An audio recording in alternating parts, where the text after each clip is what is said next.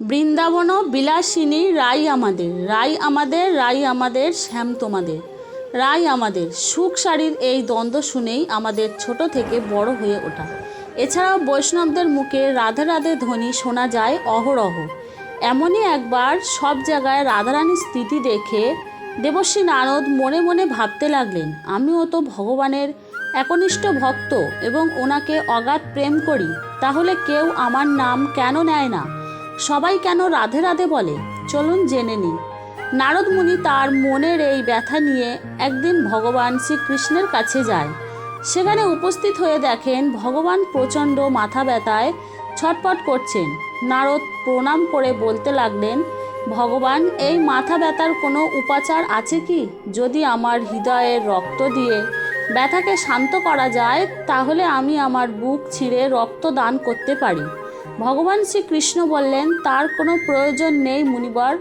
আমার যে কোনো একজন ভক্ত যদি তার চরণ ধুয়ে সেই চরণের জল অর্থাৎ ভক্তের চরণামৃত আমাকে সেবন করায়, তবেই আমার এই মাথা ব্যথা ভালো হবে। নারদ ভাবতে লাগলেন, এ তো ঘোর অপরাধ হয়ে যাবে। ভক্তের চরণের জল ভগবান সেবা করবে, এটা আমি মানতে পারবো না।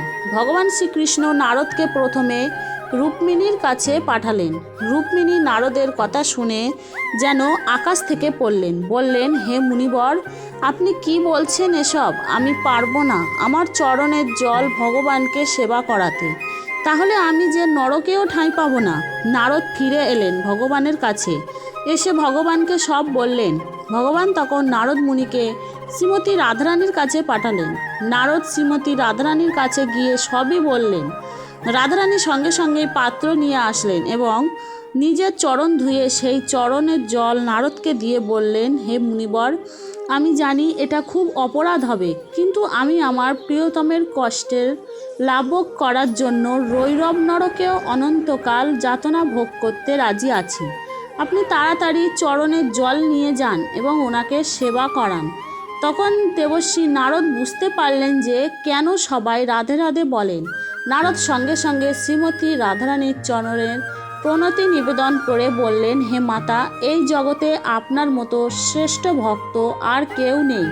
আমি এতদিন নিজেকে প্রভুর শ্রেষ্ঠ ভক্ত মনে করতাম, কিন্তু আজ বুঝতে পারলাম কেন ভগবান শ্রীকৃষ্ণের আগে আপনাকে সবাই আরাধনা করে। আমাদের এই ভিডিওটি যদি ভালো লেগে থাকে, ভিডিওতে একটি লাইক করে চ্যানেলটিকে সাবস্ক্রাইব করে আমাদের পাশে থাকবে।